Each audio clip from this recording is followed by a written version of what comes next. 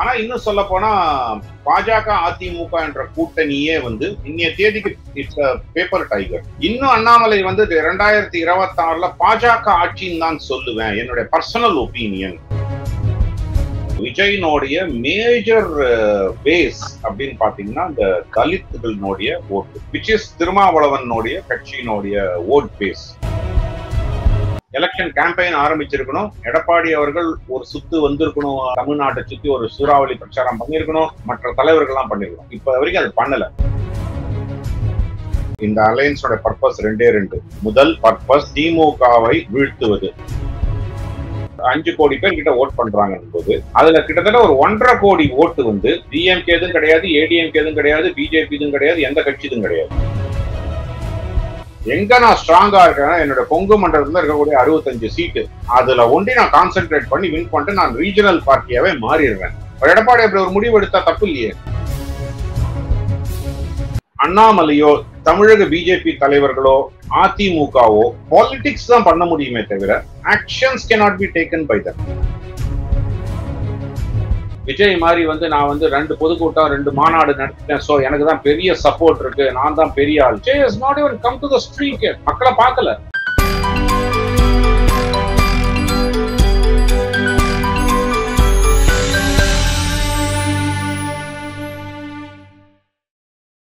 Hi friends, welcome to our channel Tamazhaga Pulse. We have with us our guest Sri Sriram Seshadri avargal, popular YouTube speaker plus famous reputed chartered accountant and public commentator. So we welcome him to our channel for the first time. நம்மளோட சேர்ந்து மகேஷ் ஸ்ரேயஸ் இருக்காங்க. நமஸ்காரம். So அனைவருக்கும் வணக்கம். Once again உங்களோட இதயம் கணிந்த மாலை வணக்கங்கள் சார் உங்களுக்கு. சார் நமஸ்காரம். நமஸ்காரம் to Tamil pulse viewers and also to you all. Thank you sir. So இப்போ எடுத்தோடனே ஒரு பரப்பான ஒரு கொஸ்டின் கேட்கலான்னு விரும்புகிறேன். ஸோ இப்போ ஒரு ரூமர் ஒன்று போயிட்டு இருக்கு.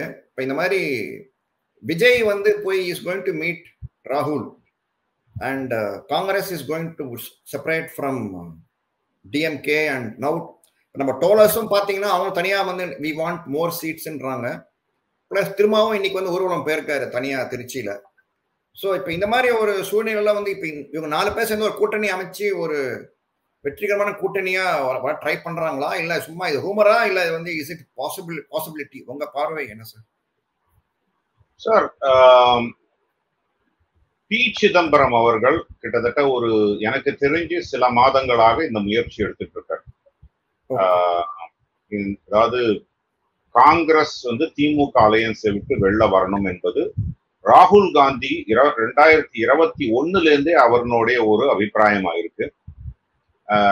ஏன்னா சதர்ன் ஸ்டேட்ஸ் அதுலதான் வந்து ராகுல் காந்தி காங்கிரஸ் வளருவதற்கு உண்டான ஒரு வாய்ப்பு இருக்கு அப்படின்றது ரொம்ப ஸ்ட்ராங்கா பிலீவ் பண்றார். இன்ஸ்பைட் ஆஃப் தட் டிஎம்கேனாலதான் அவங்க அந்த 8-10 சீட்டு 9 சீட்டோ 10 சீட்டோ வின் பண்ணாங்கன்றது இட் இஸ் known factor. இருந்தாலும் 2026 இந்த ஒரு முயற்சி செய்து பார்க்கணும் என்று ராகுல் காந்திக்கு ஒரு அபிப்பிராயம் இருக்கு. சோனியா காந்தி அந்த கான்ட்ரரி இந்த அலையன்ஸ் டிஎம்கேவோட அலையன்ஸ் கண்டினியூ ஆகணும் என்பதில் ரொம்ப தீர்க்கமாக இருக்காங்க. ஸோ இது there is a bit of a split between the party itself.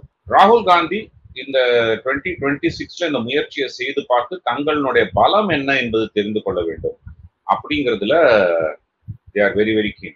So ராகுல் காந்தி அந்த ஒரு ஐடியா இருக்கிறதுனால பி சிதம்பரம் அவர்கள் இதை வந்து இந்த முயற்சியை சில மாதங்களாக அவர் செஞ்சுட்டு இருக்கார்.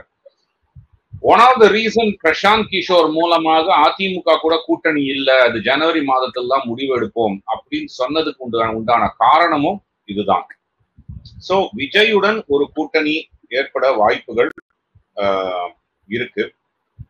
திருமாவளவன் வந்து இந்த கூட்டணியில் ஜாயின் பண்ணுவாரா விசிகா என்பது கேள்விக்குறி. இது ஒரு நெகோசியேஷன் பிளாய் அப்படின்னு கூட சொல்லலாம். அதே மாதிரி கம்யூனிஸ்டுகளும் சில கேள்விகள், எங்களுக்கு அதிக சீட்டு வேணும் என்று ஆரம்பத்திலிருந்தே கேட்கிறாங்க. அவங்க எல்லாருமே வந்து என்னன்னா அதிமுகவுடன் பாஜக சேராது, அப்ப அது அந்த ஒரு நெகோசியேஷன் பார்கெயின் வச்சுக்கலான் இருந்ததை வந்து மார்ச் மாதத்துல இந்த கூட்டணியை அறிவிச்சிட்டாங்க ஏப்ரல் மாதத்துல. ஸோ அதனால வந்து they are exploring other options for sure. இதுல என்னன்னா பிசிகாவும் காங்கிரஸும் இந்த விஜயோட இருக்கிற கூட்டணிக்கு ஒரு ஆர்வம் தெரிவிப்பதற்கு ஒரு முக்கியமான காரணம், விஜய் யார் ஓட்டை கலக்குறாங்கன்னா சதர்ன் டிஸ்ட்ரிக்ட்ல minority vote which is Congress vote, especially the Christian votes. Northern டிஸ்ட்ரிக்ட்ஸ்ல இந்த தலித் ஓட்ஸ் தான் மிகப்பெரிய அளவுல பெற. அந்த விக்ரவாண்டிலேருந்து அந்த ஒரு 150 kilometre north, 150-160 kilometre north of Vikravandi அவர் வந்து விஜயினுடைய மேஜர் பேஸ் அப்படின்னு பாத்தீங்கன்னா இந்த தலித்துகளினுடைய ஓட்டு, விச் இஸ் திருமாவளவனுடைய கட்சியினுடைய ஓட் பேஸ். அதுதான் வந்து மிகப்பெரிய அளவுல அவர் வந்து ஈர்க்கிறார். அதாவது இப்போதைக்கு எல்லாமே இட்ஸ் ஆல் ஹைப்போதெட்டிக்கல், பிகாஸ் இது எல்லாமே ஒப்பீனியன் போல்ஸா தான் இருக்கு. Vijay is still untested. பல ஒப்பீனியன் போல்கள் நீங்க மக்கள்கிட்ட பேசும்பொழுது இந்த மாதிரியான ஒரு டெமோகிராஃபி ஆஃப் பீப்புள் விஜய்க்கு ஒரு ஆதரவு சொல்றாங்க. ஒரு பிரபல சாணக்கியா வந்து 22% ஓட் ஷேர் வரைக்கும் விஜய் கிடைக்கும் அப்படின்றாரு. என்னுடைய நண்பர் ஜேவிசியினுடைய போல் வந்து ஒரு கோலாஹலாஸ்ல சேனல்ல டெலிகாஸ்ட் ஆச்சு ஒரு 10 நாளைக்கு. அவர்கள் ஒரு 10 முதல் 15% வரை பல இடத்துல சொல்றாங்க. என்னுடைய humble opinion கன்சர்வேட்டிவா 5 to 8. 5 is where my conservative. ரொம்ப எக்ஸ்ட்ரீமா போனா ஒரு 8% ஓட் ஷேர் தான் விஜய்க்கு இருக்கும். அதை தாண்டி இருப்பதற்குண்டான வாய்ப்பு ரொம்ப கம்மின்னு தான் பார்க்கிறேன். இருந்தாலும் அது ஒரு கான்சென்ட்ரேட்டட், நான் சொல்றது 5 to 8 அக்ராஸ் ஸ்டேட். பட் ஆனால் ஒரு கான்சென்ட்ரேட்டட் பேக்கெட்ஸ்ல அவர் வந்து 10-15% சென்னை மாதிரி ஒரு இடங்கள்லயோ திருவள்ளூர் மாதிரி ஒரு இடங்கள்லயோ அந்த நார்த் ஆஃப் விக்ரவாண்டியில ஒரு சிக்னிபிகன்ட் போர்ஷனும், டெல்டா ரீஜன்லயும் சதர்ன் டிஸ்ட்ரிக்ட்ஸ் போறதுக்கு கிட்டத்தட்ட கன்னியாகுமரி டிஸ்ட்ரிக்ட்ஸ் வரைக்கும் அவர் கொஞ்சம் ரொம்ப ஃபீபிளா 2-3% அந்த மாதிரி இருப்பார். இப்போதைக்கு ஒரு நிலைமை கொங்கு மண்டலத்துல ரொம்ப மிக குறுகிய நம்பர் தான் அவருக்கு வரும்ன்றதான் என்னோட அபிப்பிராயம். சிட்டிஸ்ல விஜய்க்கு ஒரு பெரிய ஒரு பாப்புலாரிட்டி இருக்கு. ஸோ இது எல்லாமே பாத்தீங்கன்னா they are eating into Congress and விசிகாஸ் ஓட்ஸ். அப்போ and some amount of DMK, some amount of ADMK எல்லாமே இருக்கு. பட் அந்த மெஜாரிட்டி டிஸ்ரப்ஷன் யாருக்கு நடக்குதுன்னா காங்கிரஸ்னுடைய minority votes, especially Christian minority votes and விசிகானுடைய தலித் ஓட்டுகள். அப்போ அவங்களுடைய இது if I were Congress leader, I were Thol Thirumavalavan, நான் தனியாக எதுக்கு நான் டிஎம்கேவோட போயிட்டு என்னுடைய ஓட் ஷேரை குறைவதற்கு பதிலாக விஜயோட கூட்டணி வச்சிருந்தா அது இன்டாக்டா இருக்கும் அப்படி என்று ஒரு நம்பிக்கை. இது வந்து ஒரு ஆப்ஷன் தான். But closer to the election தான் இது பெரிய அளவுல தெரிய வரும். அண்ட் விஜய் வந்து காங்கிரஸோட கூட்டணி அமைப்பது என்பது திமுகவுக்கு மிகப்பெரிய ஒரு பாதகமாக இருக்கும். ஏன்னா திமுக இது வரைக்கும் எந்த ஒரு அபார்ட்மெண்ட் எலெக்ஷன் கூட வந்து ஒரு கூட்டணி இல்லாம சந்திச்சது கிடையாது. ஸோ காங்கிரஸோ விசிகாவோ வெளியே செல்லும் பட்சத்தில் அவர்கள் ஒரு மேஜர் ப்ளோவாக இருக்கும். ஸோ அது வந்து பாசிபிள் அப்படின்னு சொல்லுவேனே தவிர அந்த ஒரு டாக்ஸ் போயிட்டு இருக்கு என்பது it's not a rumour, it is some amount of confirmed message தான் நான் பார்க்கிறேன். ஓகே, அதான் முன்னே கூட ஞாபகம் இருக்கு. Correct. Even beginning also when Rahul Gandhi was in president கூட he was not liking the DMK alliance. ஆமா ஞாபகம் இருக்கு. இப்போ நீ சொல்றது கரெக்டா ஞாபகம். அப்போ வந்து சோனியாவோட பிரஷர்னால தான் correct they were cementing the DMK alliance. அப்ப பிஜேபிக்கு வந்து அப்போ இப்போ இந்த மாதிரி சூழ்நிலை வரும்போது சப்போஸ் இப்போ காங்கிரஸ் விஜய் ஒன்னா சேர்ந்தாங்க along with then Tollers and Tiruma, can it become the number one party? Can they win? I doubt it. But ஒரு கணிசமான அளவுல ஓட் ஷேர் வாங்கி அவர் வந்து விஜய் let's explore விஜய்ஸ் அரசியல். அவரை பொறுத்த வரைக்கும் பாத்தீங்கன்னா இஃப் அவருக்கு எந்த ஒரு விதமான ஒரு கூட்டணி இல்லாமல் அவர் தனியாக நிற்கும் பட்சத்தில் he will be a one movie wonder மாதிரி ஒன் எலெக்ஷன் ஒண்டராக மாறிவிடுவார். இந்த ஒன் எலெக்ஷன் ஒன்றராக மாறுவதற்காக அதுக்காக அவர் வந்து அரசியலுக்கு வரல. அன்லஸ் சர்வீஸ் யாரோ பிளான்ட் பண்ணி வச்சிருந்தாலே ஒழிய அவர் வந்து அந்த ஒன் எலெக்ஷன் ஒண்டராக இருப்பதற்கு விஜய் வந்து தயாராக இருக்க மாட்டாங்க. ஸோ அதனால வந்து அவருக்கு அலையன்ஸ் தேவை. அந்த அலையன்ஸ் எந்த அலையன்ஸ்ன்றது ஒரு முக்கியம். இப்போ காங்கிரஸ், விசிகா அண்ட் ஒரு விஜயனுடைய தாவேகா இந்த மாதிரி ஒரு கூட்டணி, மேபி கம்யூனிஸ்ட் ஜாயினிங் தம், அந்த மாதிரி ஒரு கூட்டணி இருந்தால் வெற்றி பெறுவதற்கு வாய்ப்பு. அவங்க வந்து they will actually become a CM material or அந்த கூட்டணி வந்து வெற்றி பெறும் சான்ஸே இல்லை. பட் ஒரு 3 corner contest, very strong 3 corner contest. அப்போ பாமக எங்க போறாங்கன்னு பார்க்கணும், தேமுதிக எங்க போறாங்கன்னு பார்க்கணும். முக்காவாசி தேமுதிக என்டிஏல இருக்கும், பாமகவும் என்டிஏல தான் இருக்கும் என்பது என்னுடைய அபிப்பிராயம். பட் இந்த ஒரு ஆப்ஷன் ஓபன் ஆகும் போது திமுகவுக்கு போவதற்கு உண்டான வாய்ப்பு பாமக ரொம்ப கம்மி. அதிமுகவை நோக்கி செல்லக்கூடிய கட்சி தான் அது, அதிமுக கூட்டணி நோக்கி செல்லக்கூடிய கட்சி. அப்போ உங்களுக்கு 3 கார்னர் கான்டெஸ்ட் வரும்போது ஒரு ஸ்ட்ராங் டிஎம்கே, இன்னைக்கு தேதிக்கு DMK, if the election is conducted today, DMK வந்து ஒரு போல் பொசிஷன்ல இருக்காங்க. ஒரு 150 சீட்டு, அதாவது கூட்டணி ஒரு 150ல இருந்து 170 சீட்டு வாங்குவாங்க. திமுக ஆன் தேர் ஓன் 117 தாண்டி 120 தாண்டுவதற்கு உண்டான வாய்ப்பு இன்றைக்கு தேர்தல் நடந்தால். ஏன்னா அவர்களுடைய பலமே அந்த கூட்டணியும் சர்ப்ரைஸ் ஆப்போசிஷன், டிவைடட் ஆப்போசிஷன், 2 தான் அவனுடைய பலமே. ஸோ அதனால வந்து இந்த எதிர் தரப்பு ஒரு ஸ்ட்ராங் கூட்டணி அமைந்தாலோ இல்ல அவர்களுடைய கூட்டணி ஒரு பிளவு ஏற்பட்டாலோ அது திமுகவுக்கு மிகப்பெரிய பாதகமாக அமையும்.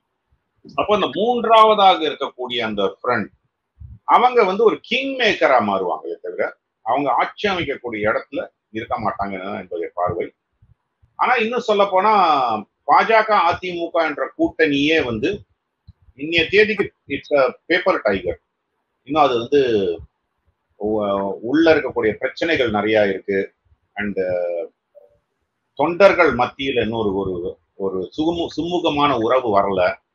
இதெல்லாம் வந்து களைவதற்கு ஒரு வாய்ப்பா ஒரு டைம் இருந்தாலும் இதை வந்து கலைஞ்சாலே ஒழிய இந்த கூட்டணியும் வந்து எல்லாமே ஒரு குழப்பமான சூழ்நிலையில தான் வந்து நிற்கும். ஆனா தாவேகா தலைமையில் இருக்கக்கூடிய கூட்டணி வெற்றி பெற்று ஆட்சி அமைக்குவதற்கு வாய்ப்பு இல்லை, கிங் மேக்கரா மாறுவதற்கு வாய்ப்பு இல்லை. ஸோ மாதிரி மிரட்டியை தான் இது பண்ணிக்கலாம், ரைட்? 2 பேர்ல யார் பக்கம் போறாங்க அப்படிங்கிறத வச்சு சலுகைகள் வாங்கிக்கலாம் இல்லையா? ஜெயிக்க முடியாது, ஆனா they can spoil DMK's chances இல்லையா? அந்த மாதிரி spoil DMK chances. பட் ஏன்னா திமுகவுக்கு இப்ப இருக்கக்கூடிய பலம் நான் சொன்னது என்னன்னா டிவைடட் ஆப்போசிஷன், அவங்களுடைய யுனைடெட் கம்பெனி பிளஸ் பணம், ஓட்டுக்கு பணம், இது 3 தான். அப்போ இவங்களுக்கு ஆப்போசிஷன் ஒரு யுனைட் ஆகி இவங்களுடைய கூட்டணி பிளந்து அந்த பணம் உண்டி தான் இருக்கும். அந்த பணத்தை நம்பி உண்டி எலெக்ஷன் போக முடியாது. ஸோ திமுக வந்து ஒரு 50-60 தொகுதி வந்து இவங்க ஒரு 50-60 தொகுதி வந்தா கூட உங்களுக்கு ஸ்டில் ஒரு குழப்பமான சூழ்நிலையில தான் வந்து நிற்கும். But advantage ADMK combine. அந்த மாதிரி ஒரு திமுக கூட்டணி உடைந்து விஜயோட ஒரு கூட்டணி அமைந்தோம், அட்வான்டேஜ் ஏடிஎம்கே கூட்டணி, என்டிஏ கூட்டணி அப்படின்னு சொல்லி. பட் அப்ப இந்த மாதிரி உடஞ்சி வரும்போது அப்போ அண்ணாமலையோட கான்ட்ரிபியூஷன் சிக்னிஃபிகண்டா இருந்த ஆகணும் இல்லையா? இல்லை இபிஎஸ்ஐ ஜெயிச்சிட முடியுமா அவரோட செல்வாக்குலயே? சப்போஸ் ப்ராப்ளமே வந்து அண்ணாமலை இன்னும் ரிகன்சைல் ஆகல. அதிமுகவுடன் கூட்டணி என்பதை அமித்ஷா டெல்லி தலைமை முடிவெடுத்த பிற்பாடு இன்னும் அண்ணாமலை வந்து 2026 பாஜக ஆட்சின்னு தான் சொல்லுவேன், என்னுடைய பர்சனல் ஒப்பீனியன். நான் வந்து பாஜக வளரணும்னு நினைக்கிறேன், பாஜக ஆட்சி. இந்த கொஸ்டினே வந்து ஒரு ஸ்டேட்ஸ்மேனா இருக்கக்கூடியவர் வந்து அவாய்ட் பண்ணிருக்கணும். கட்சி முடிவெடுத்திருக்குங்க பாஜகவும் அதிமுகவும் கூட்டணி, அதை நோக்கிதான் ஒரு தொண்டனா செல்வேன் என்பதுதான் ஒரு தலைவனுடைய ஒரு இதுவா இருக்கணும். See, you may have 100 disputes and differences. அது கட்சிக்கு உள்ள பேசப்படுவதா இருக்கணுமே தவிர கட்சிக்கு வெளியில ஒரு டிசிஷன் எடுத்து அனௌன்ஸ் பண்ணப்பட்ட டிசிஷனை மாற்றி பேசுவது கண்டிப்பாக இந்த கூட்டணியை வந்து உடைப்பதற்கு உண்டான வாய்ப்புகள் தான் ஜாஸ்தி. அப்கோர்ஸ் இன்றைய தேதிக்கு அண்ணாமலை சொல்வதுதான் நிதர்சனம் என்று அதுதான் கூட்டணியினுடைய மந்திரமா இருக்குமான்னா இல்ல. ஏன்னா அமித்ஷா அவர்கள் தான் அதனுடைய தலைமை ஏற்று சொல்லியிருக்கார், அவர் தான் அனௌன்ஸ் பண்ணியிருக்கார். அண்ணாமலை அவர்கள் அமித்ஷாவை ஓவர் ரைட் பண்ணக்கூடிய இடத்துல இல்ல. அப்போ ஆனா இது வந்து ஒரு ஃப்ரிக்ஷனை ஏற்படுத்தும். கண்டிப்பாக அண்ணாமலை ஆதரவாளர்களுக்கு ஒரு பெரிய ஒரு உற்சாகத்தை கொடுக்கும். சோ அப்ப என்ன ஆகும், இது மேல மேல பேச பேச பேச அவரை ஐசோலேட் தான் பண்ண ஆரம்பிப்பாங்க. Both ADMK and BJP Annamalai அவர்களை ஐசோலேட் பண்ண ஆரம்பிப்பாங்க. ஏன்னா அவர் எந்த இடத்துல உள்ள எடுத்துட்டு வந்தாலும் இந்த மாதிரி ஒரு குழப்பத்தை உண்டு பண்ணிடுவார் அப்படின்ற ஒரு இதுல ஒரு ஐசோலேஷன் ஆரம்பிக்கும். It's not good for his political career. So அதை வந்து அவரும் உணர்ந்திருக்கார் என்பதுதான், நான் உணர்ந்திருப்பார் என்பது என்னுடைய அபிப்பிராயம். ஆனா அந்த ஒரு மொமெண்டரி இதுல வந்து தன்னுடைய ஒப்பீனியனை சொல்லியாக வேண்டிய கட்டாயத்துல இருக்கிறத வந்து அந்த ஒரு கம்பல்ஷனை I think Annamalai leader like Annamalai should restrain. So அதனால இந்த மாதிரி பேச பேச பேச அண்ணாமலை கான்ட்ரிபியூஷன் டு 2026 எலெக்ஷனை ஒரு பர்பஸ்ஃபுல்லா ஒதுக்க ஆரம்பிப்பாங்க. ஒரு பிஜேபியும் ஏடிஎம்கேவும் அது தேவையில்லை, அதனால கான்ட்ரவர்சியும் பிரச்சனைகளும் தான் நிறைய வந்துட்டு இருக்கும் அப்படின்ற ஒரு நினைக்கக்கூடிய கட்டாயத்துல வந்தாங்கன்னா அவரை வந்து அட்லீஸ்ட் தமிழ்நாடு பாலிடிக்ஸ்ல இருந்து ஐசோலேட் பண்ணுவதற்கு உண்டான வாய்ப்பு உண்டு. அப்ப எப்படி அவாய்ட் பண்ண முடியும் அவரை தூக்கி நீங்க வந்து வெஸ்ட் பெங்காலினுடைய எலெக்ஷன் இன்சார்ஜா போடலாம். அங்க போய் நீ கேம்ப் பண்ணி வேலை பண்ணு, 6 மாசத்துக்கு வேலை பண்ணுன்னு சொல்லலாம்.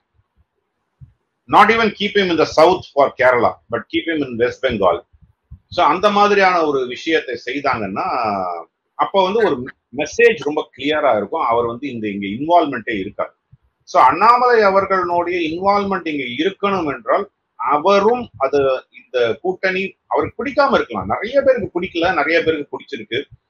இன்ஃபேக்ட் 2024 தேர்தல் போது நான் 2022 இருந்து ஐ வாஸ் ப்ராபகேட்டிங் செய்கிற ஒரு நேரேட்டிவ் செட் பண்ணிட்டு தேசியம் வாசஸ் திராவிடம், அதிமுகவுடன் கூட்டணி கூடாது என்பது என்னுடைய மிகப்பெரிய அபிப்பிராயமா இருந்தது. ஏன்னா அப்போ 2021 கூட்டணி விஷயங்கள்ல நிறைய கோ டு பர்சன் நிறைய வந்து டேட்டா அனாலிசிஸ் எல்லாம் பண்ணி இரு தரப்புக்கும் I was working on it. அப்ப அதுங்க நடந்த சில விஷயங்கள் எனக்கு அதிமுக மேல வந்து ஒரு குறிப்பாக எடப்பாடி பழனிசாமி அவர்கள் மேல எனக்கு ஒரு அதிருப்தியை ஏற்படுத்தி, அதனால என்னுடைய வாய்ஸ் நான் சொன்னேன், ஐ எம் நோ ஒன், பார்ட்டியில ஒன்றும் கிடையாது, I am just a out cider, have a platform to share my thoughts. அப்போ என்னோட நேரேட்டிவ் செட்டிங்ஸ் என்ன, of course I took my ideas to several people. அந்த மாதிரி நிறைய பேர் வந்து ஆனா ஆதரவா இருந்தாங்க. சொல்ல போனா பாண்டே போன்றவர்களோ, கோலாகலாஸ் போன்றவர்களோ, இல்லைன்னா வந்து ஜேவிசி ஸ்ரீராம் போன்றவர்களோ இல்ல அந்த கூட்டணி வேண்டும் என்று நினைச்சாங்க. கடைசியில எவென்ச்சுவலி கூட்டணி அமையல. அது நல்லது கெட்டதுன்றதை தாண்டி ரைட். அதே இது 2026 கிட்ட வரும்போது அந்த கூட்டணி அவசியமாகப்பட்டது. அதனால நான் including myself I change my track because இந்த ஆட்சி போக வேண்டும் என்பது ஒரு பரவலான கருத்தா இருக்கு. திமுக ஆட்சி போக வேண்டும் 2026. அடுத்த டென்யூர் திமுக வந்ததுனால் பலதரப்பட்ட கஷ்டங்கள் வரும் அப்படிங்கிறத ஒரு நாட்டினுடைய நலனுக்காக பார்க்கும்போது அப்போ அந்த கூட்டணி அவசியமாகுது. கட்சி முக்கியம் இல்ல, நாடு முக்கியம்னு வரும்போது கூட்டணி அவசியமாகுது. ஸோ அதனால் பல பேருக்கு இந்த கூட்டணி பிடிக்கல, பல பேருக்கு பிடிச்சிருக்கலாம்.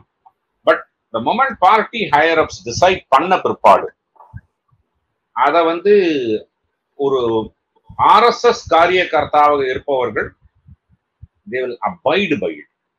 உதாரணத்துக்கு சொல்ல போனா நான் 2 பேர் தான் உதாரணத்துக்கு சொல்லுவேன், சிவராஜ் சிங் சௌஹான் அண்ட் ஃபட்னவிஸ். ஒரு ஜஸ்ட் ஒரு எக்ஸாம்பிளுக்காக மத்திய பிரதேஷ் எலெக்ஷனை வின் பண்ணி கொடுத்த பிற்பாடு ஒரு ஹேண்ட்ஸ் டவுன் விக்டரி வந்த பிற்பாடு அவர் சிஎம் இல்லை அப்படின்னாங்க.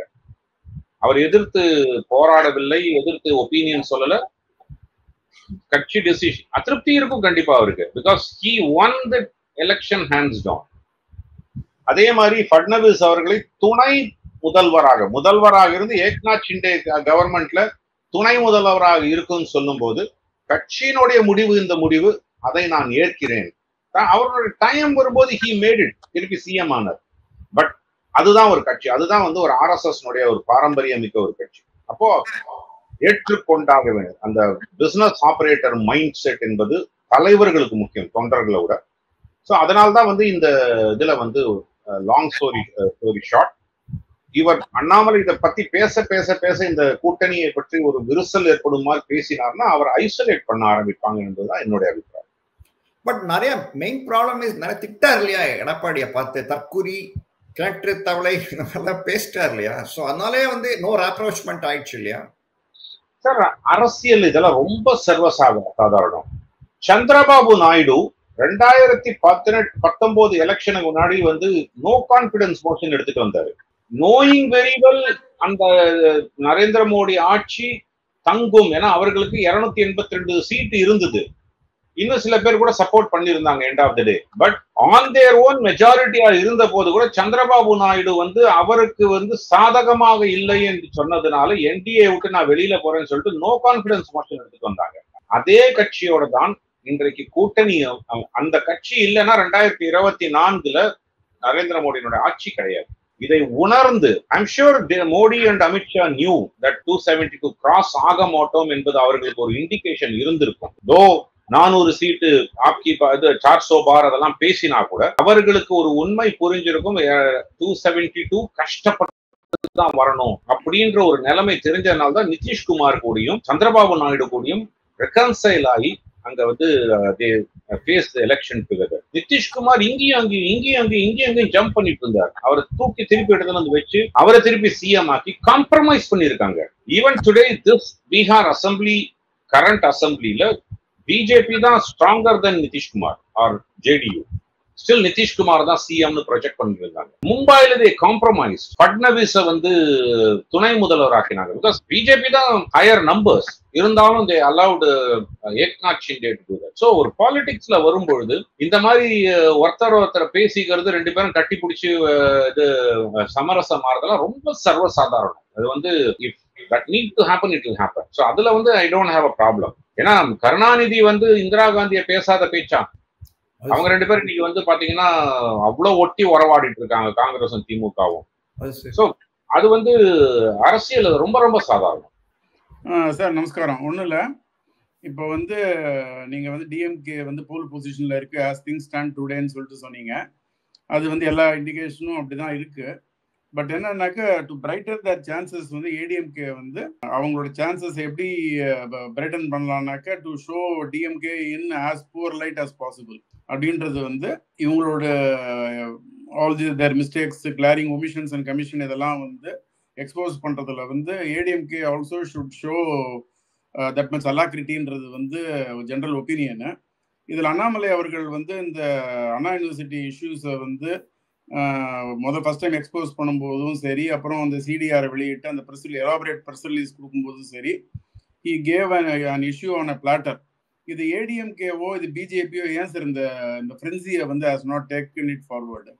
சார் ஏடிஎம்கே இன்னும் 1 வருஷம் டைம் இருக்கு எலெக்ஷனுக்கு. 3 மாசத்துக்கிட்ட நம்ம வந்து போய் இறங்கினா வின் பண்ணிடலாம். ஏன்னா மக்களுக்கு டிஎம்கே மேல கோபம் இருக்கு. இப்படி என்ற ஒரு எண்ணத்துல இருக்காங்கன்னா அப்படிதான் இருக்காங்க என்னை பொறுத்த வரைக்கும். அந்த எண்ணத்துல இருக்கிறதுனாலதான் இவ்வளவு பெரிய லேக்கசாடிஸ்டிக் ஆக்ஷன்ஸா இருக்கு.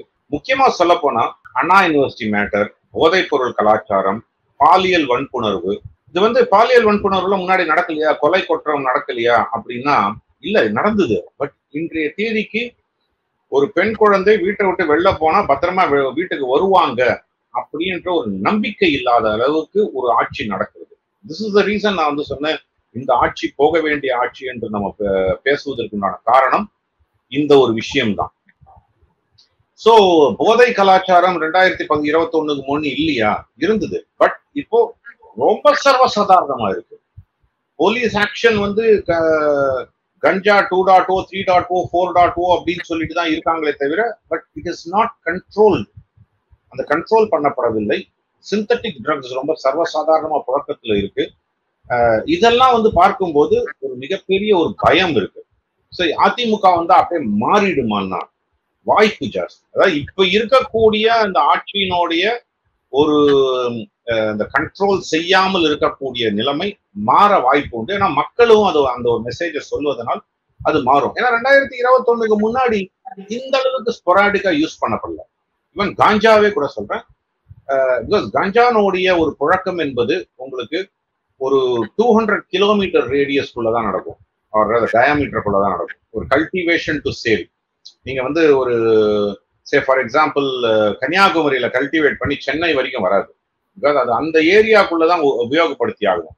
ஒரு ஆந்திரால கல்டிவேட் ஆகுறதுன்னா சென்னை வரைக்கும் வரலாம். ஸோ அப்படிதான் இருக்குமே தவிர மற்றபடி வந்து ஸோ அதை கண்ட்ரோல் பண்ணது ரொம்ப ஈஸி. கள்ளசாராயம் எவ்வளவு முறை கள்ளசாராயம் பிடிப்பட்டது, எவ்வளவு பேர் செத்து போனாங்க. ஸோ இதுக்கெல்லாம் இன்சென்டிவைஸ் பண்ணாங்களே தவிர அதை கண்ட்ரோல் பண்ணணும் அப்படின்ற ஒரு மைண்ட் செட் இல்லை. அதிமுக இதை உபயோகப்படுத்த மாட்டேங்கிறாங்க. இந்த விஷயங்கள்லாம் ஸ்டில் அப்படியே ஒரு தூக்கத்திலே இருக்காங்க.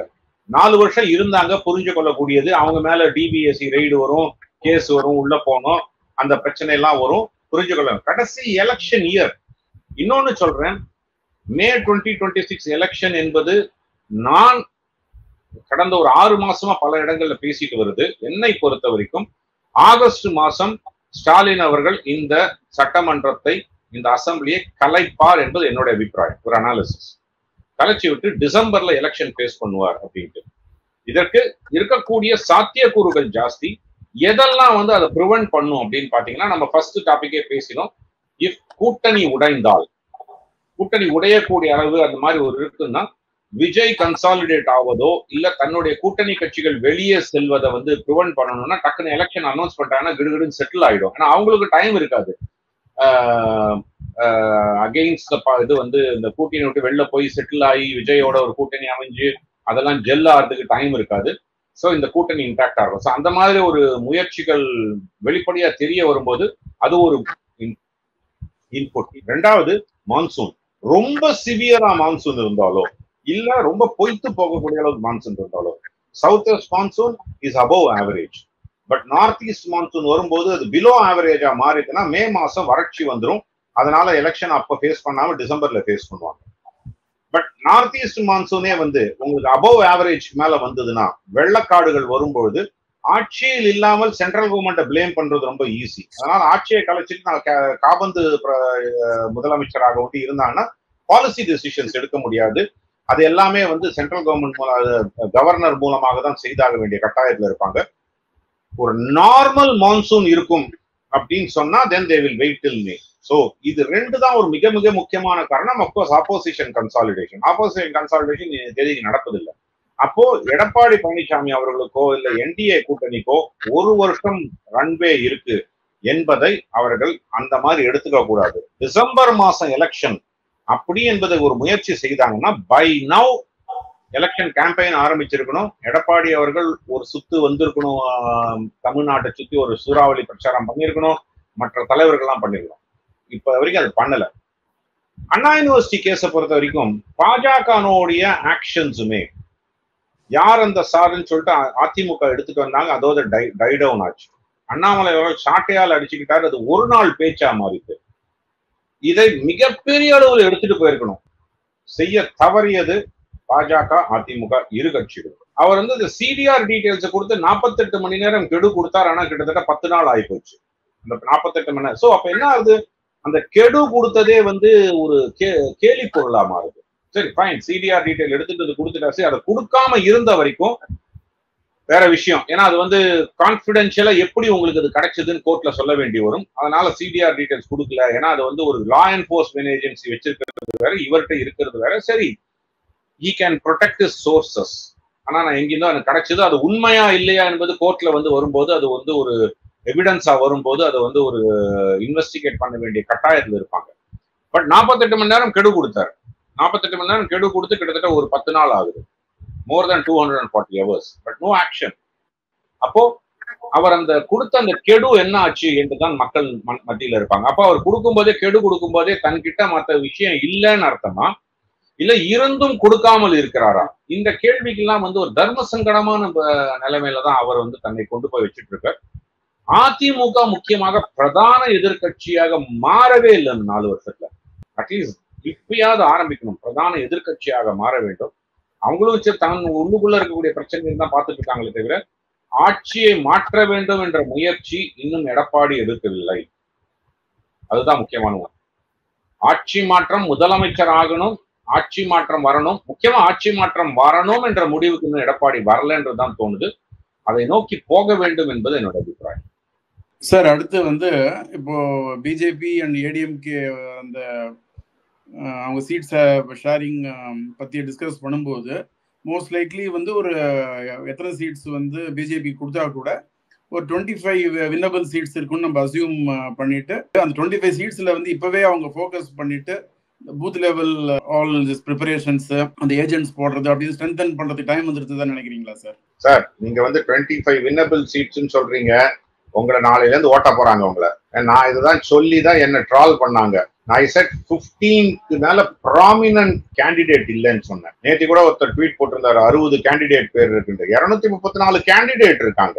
People don't understand electoral politics la who is a prominent candidate. Winnable seats nu sonna na winnable seats nu sonna illa winnable seat vera prominent leaders vera Mahesh. Ena ipo Modi avargal வாரணாசியில நின்றார். வாரணாசியில நின்றதுனால அதை சுற்றி இருக்கக்கூடிய 6 Lok Sabha constituency அதனால benefit ஆகி ஒரு umbrella effect create ஆச்சு. So prominent உடனே வந்து திமுக 234 பேர் இருக்காங்களா, அதிமுக இல்ல, திமுக 30 பேர் இருக்காங்க, 40 பேர் இருக்காங்க, அதிமுக 25 பேர் 30 பேர் தான் இருக்காங்க. தட் இஸ் வை அவர்களால 120 130 மேல வின் பண்ண முடியல. ஏன்னா தான் நிற்கக்கூடிய தொகுதியை சுற்றி இருக்கக்கூடிய 3 அல்லது 4 தொகுதிகள்ல இவங்க இம்பாக்ட் இருக்கணும். அதுதான் ப்ராமினன்ட் லீடர்ஸ் பேரு. அப்போ பாஜக அது விரல் விட்டு எண்ணக்கூடிய அளவில் தான் இருக்காங்க. அதனாலதான் 15 பேருக்கு மேல ப்ராமினன்ட் லீடர்ஸ் இல்லைன்னு நான் சொன்னேன். பயங்கரமா ட்ரால் பண்ணி இன்னும் அதை எடுத்து அந்த வீடியோ ஒண்டி அது அந்த ஒரு சின்ன போர்ஷனை ஒண்டி 30 செகண்ட் ஒண்டி கட் பண்ணி போட்டு நிறைய ட்ரால் பண்றாங்களே தவிர they don't understand electoral politics, how electoral politics work. இந்த ப்ராமினன்ட் லீடர்ஷிப்னா என்னன்னு இப்ப உதாரணத்துக்கு ஒரு அண்ணாமலை கோயம்புத்தூர்ல இதுக்கு நின்றாரு. அதே மாதிரி suppose today Annamalai is contesting in கோயம்புத்தூர்ல ஏதாவது ஒரு தொகுதினா அதை சுற்றி இருக்கக்கூடிய 4 தொகுதி, I'm not even talking about 6 to 8, அதை சுற்றி இருக்கக்கூடிய 3 அல்லது 4 தொகுதி, மினிமம் 3 தொகுதியில அதனோட இம்பாக்ட் இருக்கணும். அதே மாதிரி ப்ரொஃபசர் ஸ்ரீனிவாசன் மதுரை சவுத்துல நிற்கிறாருன்னா அதை சுற்றி இருக்கக்கூடிய 3 தொகுதியில ஒரு இம்பாக்ட் இருக்கணும். இதுதான் வந்து ஒரு ப்ராமினன்ட் லீடர் அப்படின்னு சொல்லக்கூடியது. ஸோ 25 வின்னபிள் சீட் அப்படின்னா 80 முதல் 90 சீட் கண்டெஸ்ட் பண்ணும். I am putting a 1:3, 75 seats at least contest பண்ணணும். 75 seats வந்து அதிமுக விட்டு கொடுக்குமா என்றால் இருக்காது. ஏன்னா அவர்களுக்கு அதை விட்டு கொடுக்கக்கூடிய இடத்துல அவங்க அந்த மாதிரி இருக்க மாட்டாங்க. ஸோ என்னை பொறுத்த வரைக்கும் ஐ திங்க் மேலிடமும் சரி, டெல்லி மேலிடம் ஒரு 40 முதல் 50 அந்த சீட்டுக்குள்ளதான் என்டிஏ, அதாவது அமமுகவுக்கும் சேர்த்து ஓபிஎஸ்க்கும் சேர்த்து இந்த மாதிரி ஒரு உள் ஒதுக்கீடெல்லாம் சேர்த்து ஒரு 45 வரைக்கும் பெறுவார். அதனால்தான் அமித்ஷா இந்த முறை வரும்போது அவர் வந்து நிர்வாகிகள் கூட்டத்தில் சொல்லும் போது நான் வளர்ந்துருக்கேன் அப்படின்லாம், அந்த இடத்துல வின்னபிலிட்டி இருக்கா, உனக்கு எவ்வளவு வின்னபிலிட்டி இருக்கு, சான்சஸ் என்ன இருக்கு, அந்த மாதிரி தொகுதி எடுத்துட்டு வான்னு சொல்லிட்டு அவங்க நிர்வாகிகள்கிட்ட தான் சொன்னாங்க. ஸோ நீங்க வந்து அப்போ 45 தொகுதிகள் கிட்ட நின்றாங்கன்னா வின்னபிலிட்டின்னு பார்க்க போனா எனக்கு 15 கிட்ட வரும். அதாவது 1:3 நான் பார்க்கிறேன். ஸோ 15 கிட்ட ஒரு வின்னபிலிட்டி வரும் என்று பார்க்கிறேன். அண்ட் அதுக்கு மேல வந்ததுன்னா well and good. If there is a wave election 45 கூட வின் பண்ணலாம், வேற வழி கிடையாது. If there is a wave election, it is not a wave election, it is an anchor election மாறுவதற்கு உண்டான வாய்ப்பு இருக்கு. பட் wave election மாறுவதற்கு உண்டான வாய்ப்பு இல்லைன்னு தான் எனக்கு தோணுது இன்னும் this point in time. So அப்போ அதை பூத் கமிட்டி அமைக்கணும். இது வந்து வெதர் நீங்க வந்து இந்த சீட்டு கிடைக்குமா கிடைக்காதன்றதை தாண்டி பாஜகவினுடைய வளர்ச்சி தமிழ்நாட்டில் இல்லாமல் குறைவாகவே பல ஆண்டுகளாக இருந்துட்டு வரதுக்கு ஒரு முக்கியமான காரணம் பூத் கமிட்டி என்பது இல்ல. இதையும் நான் பலமுறை நான் வந்து பப்ளிக்காவும் சொல்லியிருக்கேன், பிரைவேட்டாவும் சொல்லியிருக்கேன் பல தலைவர்கள்ட்ட. பூத் கமிட்டி என்பது பூத் ஏஜென்ட்ஸ் இல்ல. பூத் கமிட்டி என்பது அந்தந்த பூத் கீழே இருக்கக்கூடிய வாக்காளர் லிஸ்ட், எக்ஸிஸ்டிங் லிஸ்ட்ல அவர்கள் வந்து ஒரு நாளும் அவங்களுடைய டைம் டேபிள் முதற்கொண்டு தெரிஞ்சுக்கணும். ஒரு 25 முதல் 50 வாக்காளர்கள், ஸோ பன்னா பிரமுக் என்று சொல்லுவாங்க, ஒரு பக்கத்துக்கு 25 இருக்கும், அந்த மாதிரி ஒரு 2 பக்கம் நீங்க வேணா 10 பக்கமே வச்சுக்கோங்க. 250 வாக்காளர்கள்ல அவர்கள் மனநிலை என்ன, அவர்கள் வந்து அந்த 250 வாக்காளர்கள்ல 200 பேர் நான் வந்து திமுக ஒண்டிதான் போடுவேன், பிஜேபி பக்கமே திரும்பி பார்க்க மாட்டேன்னா அப்ப அந்த 250 வாக்காளர்கள்ல எத்தனை பேரை கன்வெர்ட் பண்ண முடியும்னு பார்க்கணும். சரி, மீதி இருக்க 50 பேர் வந்து பிஜேபி ஓட்டு போறானா அவனை தக்க வச்சு, இதுதான் வந்து அந்த பூத் கமிட்டியினுடைய வேலை. அந்த booth committee doesn't exist. Booth agents இருக்காங்க, அவங்க பூத் ஏஜென்ட் எலெக்ஷன் டே வேலை. பூத் கமிட்டி என்பது 24/7 365 டே ஜாப். இந்த பூத் கமிட்டி என்பது இல்லை. அதை நிர்வகிக்க வேண்டும் என்று நான் வந்து தமிழிசை சவுந்தரராஜன் காலத்திலேருந்து நான் எப்ப பப்ளிக் லைஃப்ல வர ஆரம்பிச்சேனோ அப்போதுல இருந்து ஆரம்பிச்சு சொல்லிட்டு இருக்கேன். அண்ணாமலை இருந்த போதும் பல முறை சொல்லியிருக்கேன். இப்பவும் சொல்லிட்டு இருக்கேன். ஐ திங்க் அது என்றைக்கு செய்கிறார்களோ அன்றைக்கு பாஜகனுடைய வளர்ச்சி தமிழ்நாட்டில் இருக்கும். ஸோ ஹலோ சார், இந்த அலையன்ஸோட பர்பஸ் என்ன? எதுக்கு இந்த அலையன்ஸ் ஃபர்ஸ்ட் ஆஃப் ஆல் வந்தது? It's very unclear. Two things are quite clear. One is DMK alliance and another is NDK which is going along. இந்த அலையன்ஸ்க்கான பர்பஸ் என்ன? இந்த ND அலையன்ஸ்ன்றதுக்காக பர்பஸ் என்ன? எடப்பாடி எதிர்கட்சி தலைவர் ஆகணும்ன்றதுக்காக? எதிர்கட்சி தலைவர் அனுப்புறது அதெல்லாம் முக்கியம் இல்லைங்க. இந்த அலையன்ஸோட பர்பஸ் ரெண்டே ரெண்டு. முதல் பர்பஸ் திமுகவை வீழ்த்துவது. ஏன்னா இது பின்னாடி இன்னொரு பர்பஸும் இருக்கு, which is 2029. தமிழ்நாடு ஒண்டி தான் வந்து 40 out of 40 பிஜேபிக்கு கிடைக்கவில்லை. அப்கோர்ஸ் 2019ல 2 கிடைச்சது. பாண்டிச்சேரி ஒன்றும் இவருடைய ஓபிஎஸ் பையன் ஓபிஎஸ் ரவீந்திரநாத் அவர்களும் என்டிஏக்கு வந்தாங்க. பட் அதுவும் வந்து மெஜாரிட்டி பார்க்க போனா 38 out of 40. தமிழ்நாடுன்னு எடுக்கும்போது பாண்டிச்சேரி சேர்த்து எடுக்கிறேன். 40 out of 40 அப்போசிஷன் கேம்ப். அதுல காங்கிரஸ்க்கு 10 வருது 8 வருது அதெல்லாம் ஒண்ணுங்க. அப்போசிஷன் கேம்புக்கு 40 out of 40 and BJP 0, NDA 0. கடந்த 2 எலெக்ஷன் 2019-24. 2029 வரும்பொழுது மோடி அவர்களுடைய ஆட்சி 3வது டேர்ம்னுடைய ஆன்டி இன்கம்பன்சில இருப்பாங்க. 3வது டேர்ம் ஆன்டி இன்கம்பன்சி வந்து இந்த because once again fragmented opposition they will be அவங்களுக்கு பிரச்சனை இல்லாம இருக்கலாம். உத்தரப்பிரதேசம், ராஜஸ்தான், மகாராஷ்டிரால 2024 அவர்கள் சந்தித்த தோல்வி, சரிவு, அதை ரிப்பேர் பண்ணிட்டாங்க. ராஜஸ்தான்ல ரிப்பேர் பண்ணிட்டாங்க, உத்தரப்பிரதேசத்துல ரிப்பேர் ஆயிடுச்சு. ஆனா அதனுடைய எஃபெக்ட் வந்து அடுத்து நடக்கக்கூடிய உத்தரப்பிரதேச எலெக்ஷன்ல தெரிய வரும். Maharashtra already repair.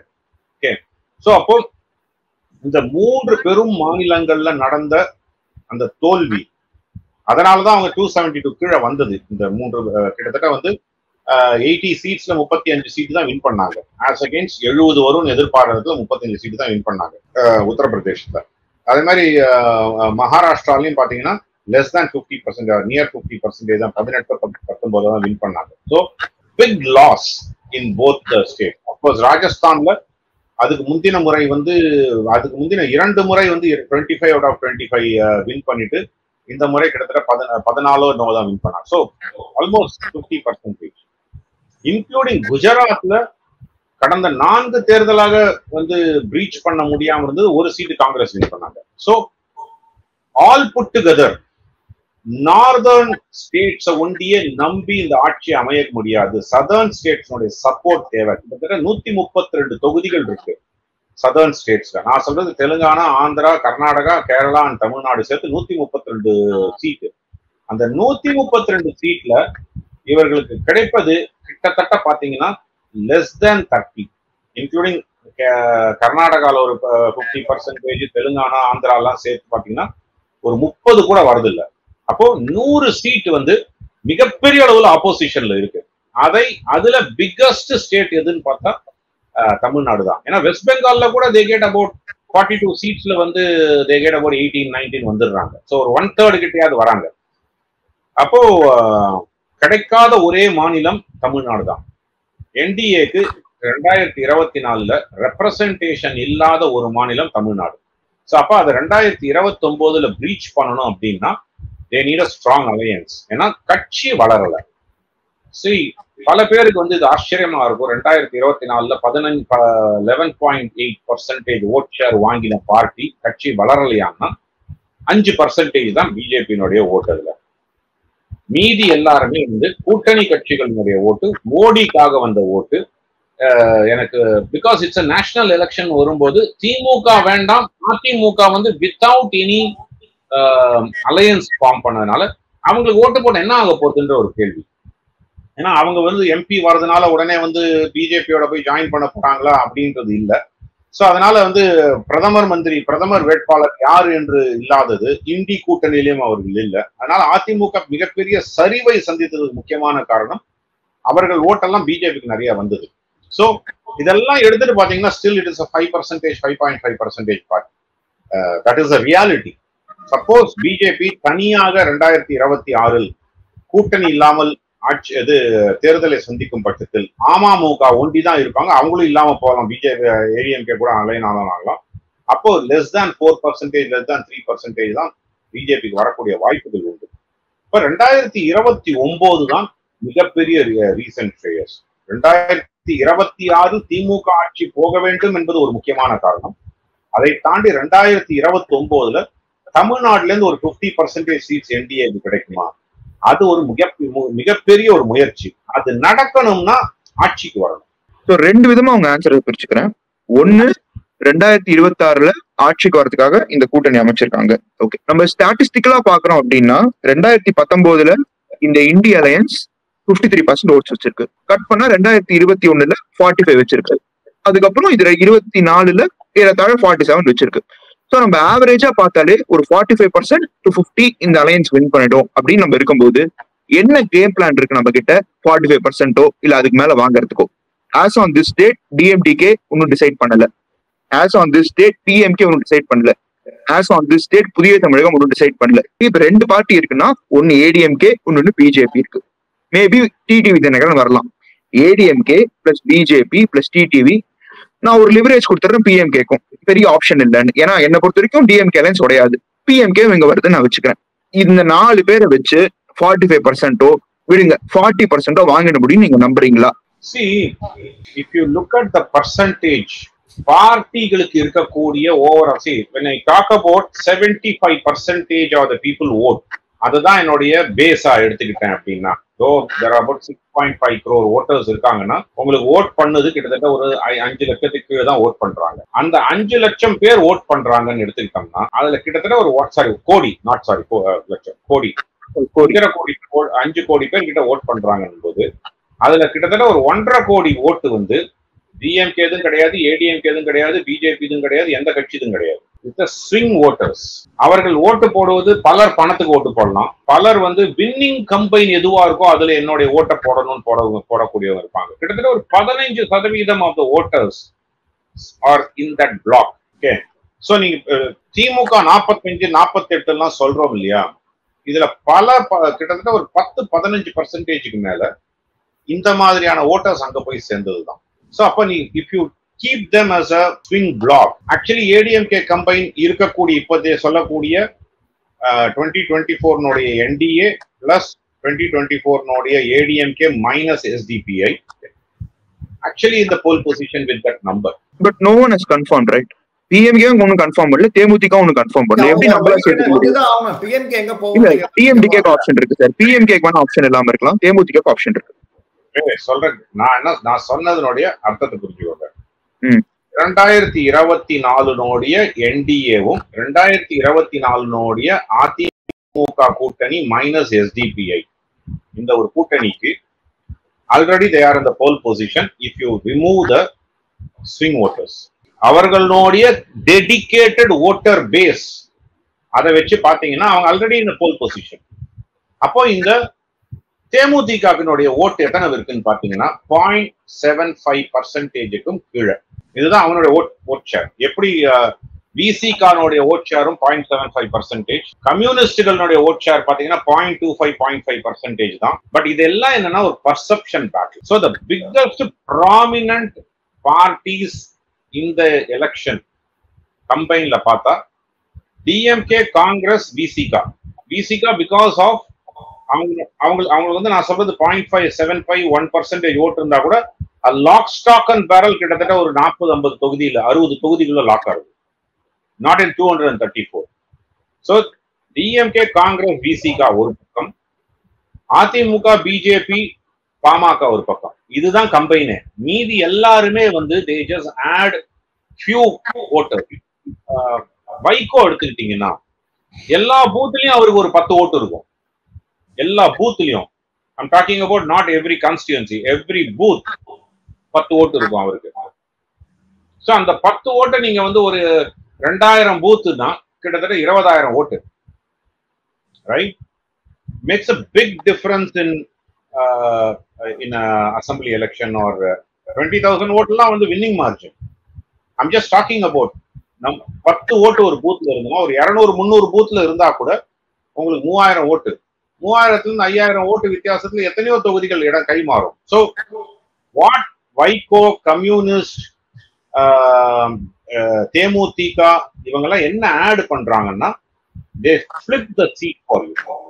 But combine பாத்தீங்கன்னா இந்த 3 கட்சிகள் தான் மிகப்பெரிய அளவு நீங்க கம்பைன் சொல்லலாம். ஏன்னா அதுவும் பார்த்தோன்னா ஏன் பாமகவும் விசிகாவும் ஒரு இடத்துல எடுக்கிறாங்கன்னா அவங்க 2 பேருக்குமே இருக்கக்கூடிய ஆதரவு நார்தர்ன் டிஸ்ட்ரிக்ட்ஸ்ல தான் இருக்கு. அந்த 60 தொகுதிகள் 70 தொகுதிகள் தாண்டி வேற எங்கேயுமே இல்லை, அவர்களுக்கு வேற எங்கேயுமே கிடையாது. ஸோ தமிழ்நாடு முழுக்க ஸ்ப்ரெட்டா இருக்கக்கூடிய 2 ப்ராமினன்ட் கட்சி திமுக, அதிமுக, சப்சிடரி ப்ராமினன்ட் கட்சி காங்கிரஸ் அண்ட் பாஜக, நேஷனல் பார்ட்டிஸ். இதுதான் கூட்டணிக்கே. சோ அதனால தேமுதிக வரணுமா வேண்டாமான்றதை தாண்டி அவர்கள் வந்தால் அதை பிளிப் செய்ய உதவுவாங்க. மதிமுக ஒரு அந்த சில அந்த ஒரு விக்டரி மார்ஜினோ இல்லைன்னா அந்த பிளிப் செய்யறதுக்கு உதவுவாங்க. அதுதான் அங்க இருக்கக்கூடிய ஒரு சூட்சமும் ஒரு இதுக்கும். அதனால தேமுதிக வரணும் என்பதுல, ஆனா தேமுதிக ஆப்ஷனும் கிடையாது. டிஎம்கே ஆப்ஷன் எப்படி எந்த விதத்துல இருக்கும்? What is the promise? DMK option 2024 அங்க போயிட்டு ஒரு சீட்டை வாங்கிட்டு போயிருப்பாங்க, ஏன் போல? அது 40 பிரிச்சு கொடுக்கறது கஷ்டம், 234 பிரிச்சு கொடுக்கறது ஒரே ஒரு சீட்டு இல்ல. எனக்கு ராஜ்யசபா சீட்டு கமலஹாசன் கொடுக்கற மாதிரி ப்ராமிஸ் பண்ணியிருந்தா கூட அந்த பக்கம் போயிருப்பாங்க அவங்க. பிகாஸ் உங்களுக்கு 2024 very clearly everybody knew DMK will win 38-39 seats வரைக்கும் வின் பண்ணிட்டு இருந்தாங்க. Out of 40. I'm talking about Tamil Nadu, right? AIADMK at least BJP கூட வந்திருந்தா கூட ஓரளவுக்கு வந்திருக்கலாம், பிகாஸ் ஒரு கிரெடிபிள் ஆப்போனண்டா இருந்தாங்கன்ட்டு. அதிமுக போனா கண்டிப்பா தோற்க போறோம் என்று தெரிஞ்சு போனாங்க. ஏன்னா கண்டிப்பாக பணம் விளையாடி இருக்கோங்க, ஏதாவது ஒரு கணிசமான தொகை கைமாறி இருக்கும்.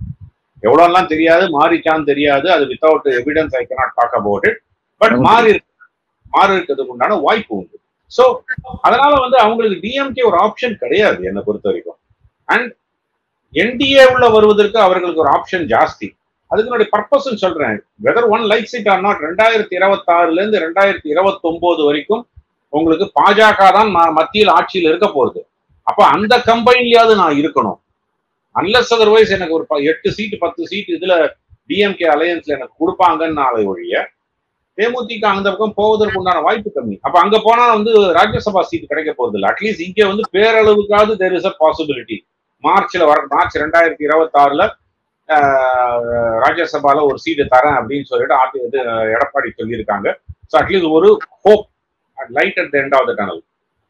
திமுக அது கூட ஆப்ஷன் இல்லை. இந்த DMK alliance as on this date, Demuthika விட்டுருங்க, நான் சேர்லன்னு வச்சுக்கிறேன், எவ்வளவு பெர்சன்டேஜ் ஆஃப் ஓட்ஸ் கார்னர் பண்ணும் நீங்க நினைக்கிறீங்க 2026ல? 43ன்னு ஜேவிசி ஸ்ரீராம் சொல்லியிருக்காரு, அதே அளவு வந்துருமா இல்ல மேல வருமா? உங்களோட ஒப்பீனியன் இல்ல சார்? என்ன பொறுத்த வரைக்கும் சம்வேர் பிட்வீன் 39 to 43ல வருவாங்க. 39 to 43. வாட் அபவுட் இப்போ ஓகே நான் 40ன்னு வச்சுக்கிறேன். வாட் அபவுட் இவரு போயிட்டாருன்னா, லைக் விஜய் தனியா நிக்கிறாருன்னா ஒரு 6% வர வாய்ப்பு இருக்கா? விஜய் ஒரு 5 to 8%. 6ன்னு வச்சுட்டா லைக் இவங்க எல்லாம் சேர்ந்தாலே ஒரு 60 வருது. லைக் அது ஒரு 40 டிஎம்கே அலையன்ஸ், விஜய் ஒரு 6 அப்படின்னா 46. அந்த நோட்டா அதர்ஸ்லாம் ஒரு 3 வருமா? ஒரு 2% போடலாம். சோ இதெல்லாம் சேர்த்தா ஒரு 60 வருது. வாட் அபவுட் நாம் தமிழர் எவ்வளவு வரும்னு நினைக்கிறீங்க? உங்க நாம் தமிழர் this time will shrink to 3 to 4%. So all this together ஒரு 64 வந்துடுது. பேலன்ஸ் ஒரு 36 to 40 அப்படின்னா நீங்க சொல்ற மாதிரி 150ல 60 ஜெயிக்க சான்ஸ் இருக்கு. That is what. தேங்க்யூ. அதான் இன்றைய தேதிக்கு இருக்கக்கூடியது. இது மாற வாய்ப்பு உண்டு. அசியூம் தேமுதிக அங்க போச்சுன்னா see it's not the question of யார் இங்க போறாங்க எது போறாங்கன்னு. இந்த அதிருப்தி ஆங்கர் எலெக்ஷனா மாறணும். see it is not a question of இது இவங்க அங்க இருக்காங்க இவங்க அங்க இருக்காங்க, கூட்டணியே முக்கியம் கிடையாது. இப்ப இருக்கக்கூடிய மக்கள் அதிருப்தி கோபமாக மாறணும். சோ இப்ப இருக்கக்கூடியது ஆன்டி இன்கம்பன்சில இருக்காங்க DMK government. It should become an anger election. Anger election வந்ததுன்னா திமுகவுக்கு ஓட்டு போட்டவங்களே கூட அதிமுக ஓட்டு போடுவாங்க. பிகாஸ் நான் அவதிப்படுறேன்றது மக்கள் கோபம் வரணும். அதை மாற்றக்கூடிய இடத்துல அதிமுக இன்னும் வேலை செய்ய ஆரம்பிக்கிறது. So election is not only arithmetic, it is also emotion. அந்த எமோஷன் நேரேட்டிவ் இதை அதனாலதான் சொல்றேன், நான் கூட்டணி பேசிட்டு இருக்கோம். there are many times கூட்டணி ஃபெயிலியர் ஆயிருக்கு. 2011 அதிமுக தேமுதிக கூட்டணி இருந்து தேமுதிக அன்றைக்கு யாருமே கிடையாது. they were not a party or a force to reckon. அதிமுகவுடன் கூட்டணியில் இருந்தது தேமுதிக ஒண்டிதான். ஆனா பிஎம்கேவும் விசிகாவும் ஒரே இடத்துல இருந்தாங்க. Number wise arithmetic number wise 2011 எலெக்ஷன்ல opposition arithmetic number wise very strong. But hands down win பண்ணாங்க Jayalalithaa. Right? So it is not யார் எங்க இருக்காங்கன்றது முக்கியம் கிடையாது. ஏன்னா அப்போ மக்களுக்கு அதிருப்தியை தாண்டி கோபம்னு ஒன்று இருந்தது. ஆங்கர் எலெக்ஷனா மாறிட்டு கரண்ட் கட்டு 10 மணி நேரம் 16 மணி நேரம் ஆவரேஜ் கரண்ட் கட்டு அந்த மாதிரி ஒரு சிச்சுவேஷன்ல இருந்தாங்க. நில அபகரிப்பு, எத்தனையோ பேர் they have lost their land. சின்ன சின்ன forget about பெரிய பெரிய பணக்காரங்கெல்லாம் போறது, கஷ்டப்பட்டு வாங்கின ஒரு 2 ஏக்கரா நிலம் காணா போச்சு. பீப்புள் அந்த ஒரு கோபம், ஆங்கர் எலெக்ஷன் பெரிய அளவுல ஜெயலலிதா ஒன்னும் அப்படியே ஒரு பெரிய கேம்பெயின் எல்லாம் பண்ணல. But the arithmetic number wise 2011 Karunanidhi தலைமையில் இருந்த திமுக கூட்டணி அரித்மெட்டிக் நம்பர்ல படு ஸ்ட்ராங்கா இருந்தது. கம் பேக் டு இது, அந்த தடவை அவங்க எதிர்கட்சியா கூட மாறல, பிரின்சிபல் ஆப்போசிஷனா கூட வர முடியல. 23 சீட்ஸ் வின் பண்ணாங்க நினைக்கிறேன். 24 இருந்த ஆப்போசிஷன், 23 வின் பண்ணாங்க. டிஎம்டிகே அது ஆமா, டிஎம்டிகே விஜயகாந்த் தான் எதிர்கட்சி தலைவரா இருந்தார். தேமுதிக ஆமா, தேமுதிக ஃபர்ஸ்ட் இங்க இருந்தா அப்புறம் அங்க போயிட்டாரு. இல்ல அலையன்ஸ்ல இருந்தாரு, கவர்மெண்ட்ல இல்லாதனால அவர் எதிர்கட்சி தலைவரா இருந்தார். So arithmetic is not important, narrative, emotion, அந்த மக்களுக்கு இருக்கக்கூடிய அதிருப்தியை எப்படி கோபமாக மாற்றுவது, இதை செய்யணும். அதை பொலிட்டிக்கல் பார்ட்டி ஆப்போசிஷன் பார்ட்டி செய்யணும். பட் நீங்க சொன்ன மாதிரி சார், கடைசியில கூட 40% வந்துருமே சார் அந்த alliance. I don't think it will break.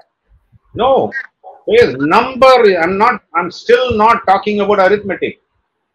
எப்படி ஒரு டிஎம்கே 23 சீட்டுக்கு சுருங்கினாங்க, அதே நம்பர் தானே நம்ம பேசுற, அதே நம்பர் 40%. அப்போ BJP was not a force to reckon.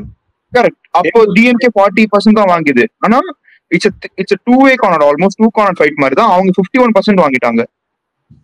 எங்கே வந்தது 51%? Do you think that ADMK and தேமுதிக 51% ஓட்டு இருந்ததா?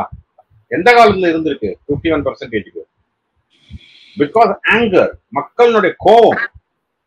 2006 நான் ஓட்டு போட்டது, 2009 நான் ஓட்டு போட்டதையும் தாண்டி I want to vote against the government. இந்த ஆங்கர் எலெக்ஷன் ஆஃபர், என்றைக்கு அதிருப்தி எலெக்ஷன், கோபமான எலெக்ஷனா மக்கள் கோபமாக மாறுகிறதோ அப்ப arithmetic doesn't work, only the emotion work.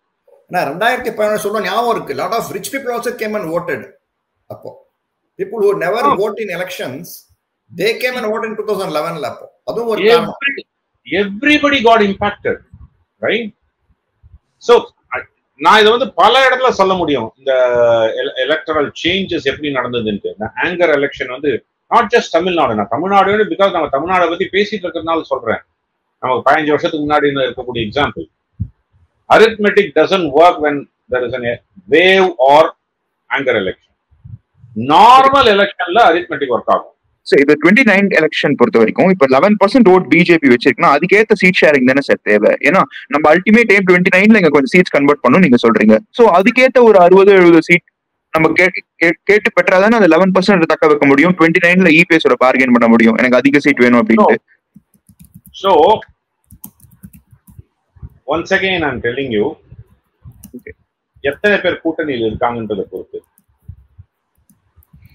So 18.5% for NDA கூட்டணி and அதிமுக வாங்கினது 22%. So 4% தான் கூட. அப்போ கிட்டத்தட்ட 130 சீட்டு தான் அதிமுக கண்டெஸ்ட் பண்ணணும், 100 சீட்டு என்டிஏ கண்டெஸ்ட் பண்ணணும். கரெக்ட்? எஸ். அதிமுக ஏன் உங்களோட கூட்டணிக்கு வரணும்? 60 சீட் நான் வின் பண்ணா போதும்னு அவன் 60 சீட் ஒண்டி கண்டெஸ்ட் பண்ணுவான். தேவையில்லை, கூட்டணியே தேவையில்லை. எங்கெங்கெல்லாம் நான் ஸ்ட்ராங்கா இருக்கணும் அங்க ஒண்டி இருக்கேன், கூட்டணியே தேவையில்லைப்பா எனக்கு. Why would they do that? ஏன் வரணும்னா ரெண்டாவது பொசிஷன் கூட போயிடுமோன்ற பயத்துல கூட வந்திருக்கலாம்.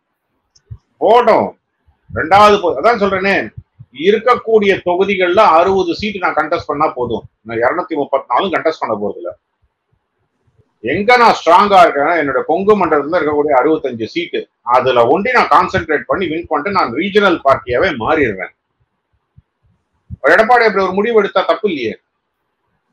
அதே மாதிரி ஒரு மதுரை பக்கத்துலயோ இல்லைன்னா வந்து சவுத் அண்ட் டெல்டா பகுதியில் இருக்கக்கூடிய ஒரு நல்ல ஒரு ப்ராமினன்ட் லீடர் ஜெயக்குமார் போன்றவர்கள் சென்னையில இந்த மாதிரி ஒரு ப்ராமினன்ட். ஸோ அதனால ஒரு 80 சீட்டு 70 சீட்டு கண்டெஸ்ட் பண்ணிக்கிறேன். நான் எதுக்குன்னா அலையன்ஸ்ல வந்து அதே 100 தான் கண்டெஸ்ட் பண்ணணும் அப்படின்ற பட்சத்தை, because you are talking about 11.8%, 11.5% or 18.5%.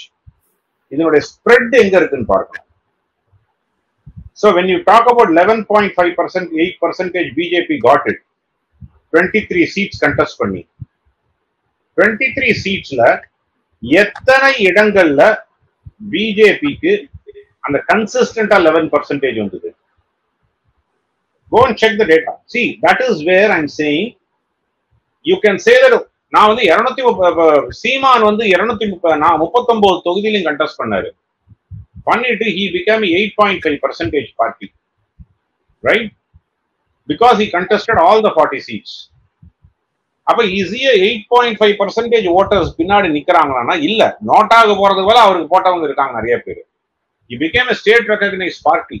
ஆனா அவருக்கு கூட சொல்லுவேன் ஒரு ஈக்குவல் ஸ்ப்ரெட் இருந்திருக்கும்.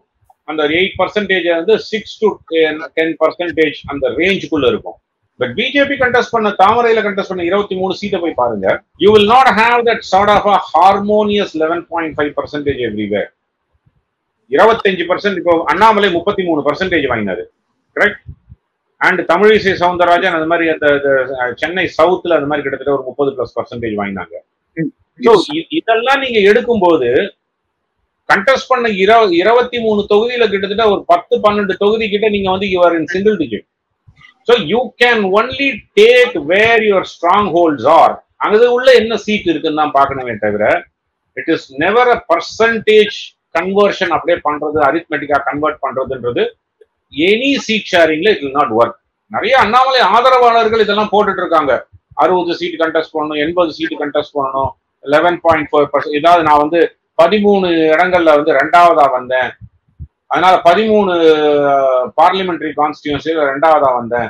அப்ப அதை இன்டூ 6 போட்டீங்கன்னா ஐ ஷுட் பி கண்டெஸ்டிங் கிட்டத்தட்ட ஒரு 70-80 சீட்ஸ் பண்ணணும். ஓகே, அப்படின்னு இட்ஸ் நாட் தி கேஸ். அப்ப அது உள்ள போவோம். Let's go into that. 13 parliamentary கான்ஸ்டிடியூன்சில when BJP became second, how many assembly constituencies they were second? So one has to go to the nitty-gritty of the data. நம்ம மேம்புல்ல பார்த்து இந்த percentage வந்து பார்க்க முடியாது. You have to go to the டேட்டாவை full analyse பண்ணி பார்க்கும்போது அந்த இடத்துல என்ன சப்போர்ட் இருக்கு. அப்போ அதுல வந்து எனக்கு அதே என்டிஏ அப்படியே கண்டினியூ ஆகிற பட்சத்துல அதுல எனக்கு வந்து எத்தனை சீட்டு கிடைக்கும் இப்படிதான் பார்க்க முடியும். So NDA minus PMK 45 seats is a reasonable number. In about 45 to 50 seats is a reasonable number. I think Delhi also has that number. Delhi என்ன பொறுத்த வரைக்கும் 35 தான் வச்சிருக்காங்க டார்கெட். 35 to 45 தான் their range that they want to contest தான் they are having that. Sir, ஒரே ஒரு question. இப்போ வந்து இந்த உதயநிதி ஸ்டாலின் அவர்கள் சம்மந்தப்பட்டது, அவர் ஹேர் அப்பேரண்ட் அப்படின்னு சொல்லிட்டு அவரோட ப்ராஸ்பெக்ட்ஸை டேமேஜ் பண்ற மாதிரி இந்த ஆகாஷ் பாஸ்கரன், இந்த விக்ரம் ஜுஜு அந்த இஷ்யூ எல்லாம் வரும்போது அதை வந்து அந்த impunity with which swindle so much from public exchequer அப்படின்னு சொல்லும்போது இதை ஃபார்வர்டாவது எடுத்துன்னு போகாம யார் அந்த சார் யார் அந்த தம்பின்னு சொல்லிட்டு சிம்பாலிக் இது மட்டும் ரியாக்ஷன் மட்டும் ஏடிஎம்கே சைட்ல இருந்து வரதும் on one side, on another side வந்து பிஜேபியில வந்து அண்ணாமலை அவர்கள் வந்து அந்த ப்ரெஸ் ரிலீஸ் கொடுத்துட்டு அதை வந்து ஃபார்வர்டு எடுத்துன்னு போகாம இருந்ததுக்கும் அந்த பொலிட்டிக்கல் அவேர்னஸும் அந்த அலர்ட்னஸும் கிரியேட் பண்றதுக்கு ஒரு கோஆர்டினேஷன் கமிட்டியை வந்து ஒன்று ப்ராமிஸ் பண்ணது நம்பர் 1. அந்த கோஆர்டினேஷன் கமிட்டியோட டைம் ஹாஸ் கம் அப்படின்னு நினைக்கிறீங்களா சார்? எஸ்பெஷலி நீங்க வந்து ஜஸ்ட் அ செகண்ட் வந்து அந்த எலெக்ஷன்ஸ் வந்து ஒரு அட்வான்ஸ் பண்றதுக்கு ஒரு 3 to 4 months அட்வான்ஸ் பண்றதுக்கு சான்ஸ் இருக்குன்னு சொல்லிட்டு நீங்க சொன்னது ப்ராசஸ் பண்றதுக்கு அது ரெண்டையும் வச்சு பார்க்கும்போது அந்த coordination committee the time has come for it நினைக்கிறீங்களா சார்? So ரெண்டு மியூச்சுவலி எக்ஸ்க்ளூசிவ். நான் வந்து ஆகஸ்ட் மாசம் கலைப்பதற்குண்டான ஒரு வாய்ப்புன்னு சொன்னேன். ஓகே அது நடந்தாலும் நடக்காட்டினாலும் coordination committee, even if it is May 2026 election, coordination committee அமைக்கணும், இன்றைக்கு இருக்கணும். சோ வெதர் எலெக்ஷன் அட்வான்ஸ் ஆகுதோ இல்லையோ முக்கியம் இல்லை. சோ அது ஒன்று. ரெண்டாவது, அண்ணாமலையோ தமிழக பிஜேபி தலைவர்களோ அதிமுகவோ பாலிடிக்ஸ் தான் பண்ண முடியுமே தவிர actions cannot be taken by them. Action has to be taken by ED, court, process. இப்போ பல இடி கேசஸ் நம்ம பார்த்திருக்கோம்.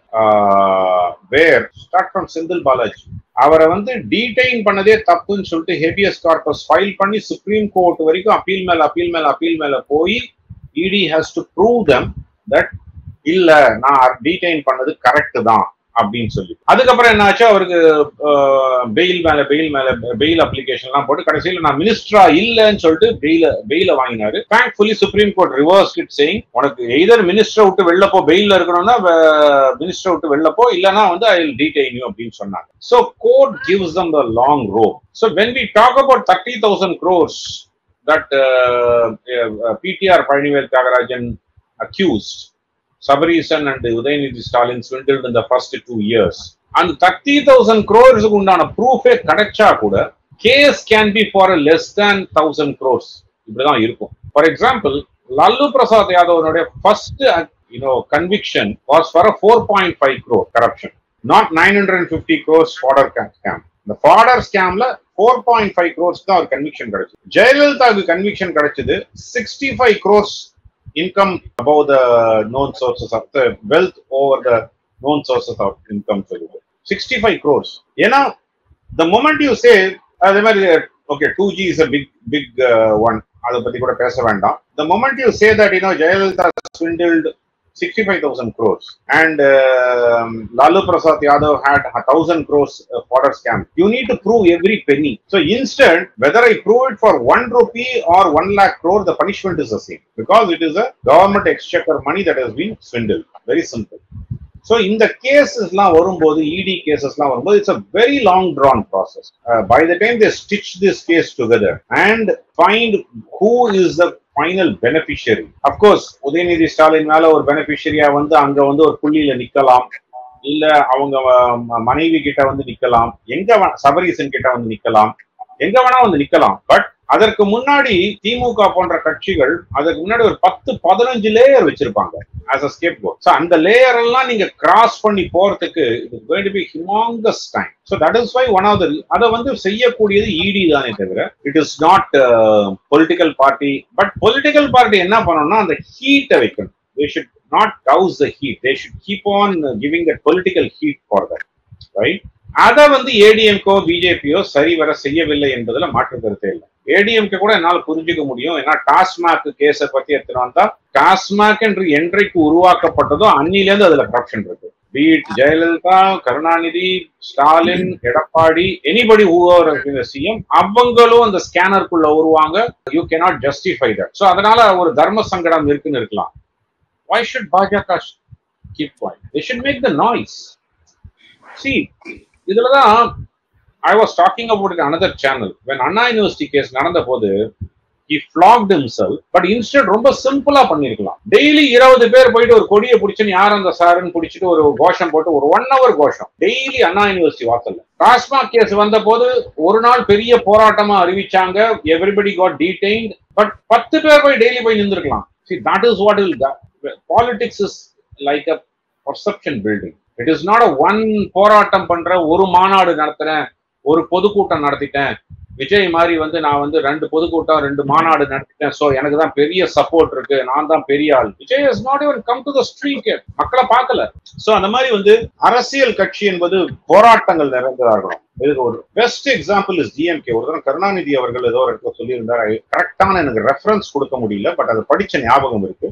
13 ஆண்டுகள் எம்ஜிஆர் பீரியட்ல அவர் வந்து he was not they were all sitting in the opposition. அதுக்கப்புறம் ஆஃப்டர் ஹிஸ் டிமைஸ் வந்து when Karunanidhi became the chief minister, அவர் பிரஸ்ல வந்து கேட்கும்போது எப்படி நீங்க வந்து கட்சியை இவ்வளவு கட்டுக்கோப்பா 13 ஆண்டுகள் கிட்டத்தட்ட வச்சிருந்தீங்க, ஏன்னா ஆட்சியில எல்லாம் பணம் கிடையாது, இது கிடையாது, நேச்சுரலி தொண்டனுக்கு வந்து ஒரு டிமாரலைஸ் ஆயிருக்கும். 3 election back to back 3 election தோத்துருக்காங்க. அப்படி இருக்கும்போது எப்படி how did you manage to keep it போது அவர் சொன்ன ஒரே விஷயம் போராட்டங்கள். ஒரு அந்த கொள்கையை நீங்க வந்து தொண்டன் மத்தியில வச்சுக்கிட்டே இருக்கணும்னா கண்டினியூஸ் அஜிடேஷன், எதுக்கெடுத்தா ஒரு அறிக்கை கொடுக்கறதோட இல்ல ஒரு போராட்டம் அறிவிக்கணும். அப்படிதான் வந்து கட்சியை கட்டுக்கோப்பாவே வச்சுட்டு வந்திருக்காரு அவர். சோ ஒரு கட்சியினுடைய வளர்ச்சிக்கு ஒரு போராட்டம் அஜிடேஷன் இஸ் எவ்வளவு இம்பார்ட்டன்ட்ன்றது வந்து that's one such example. So that is where I am saying, இந்த மாதிரி விஷயங்கள் எல்லாத்துலயுமே ஒரு அரசியல் கட்சி போராட்டம் தான் பண்ண முடியும், அஜிடேஷன் தான் பண்ண முடியுமே தவிர they cannot take it to the next level of action. The action government agencies தான் செய்யும். ஓகே சார், இப்போ சப்போஸ் இப்போ ஏடிஎம்கே திரும்பி பதவிக்கு வந்து நெக்ஸ்ட் இயர் வந்தாங்கன்னா ஃபார் எக்ஸாம்பிள், அப்போ வந்து பிஜேபி வளர முடியுமா அதுக்கப்புறம்?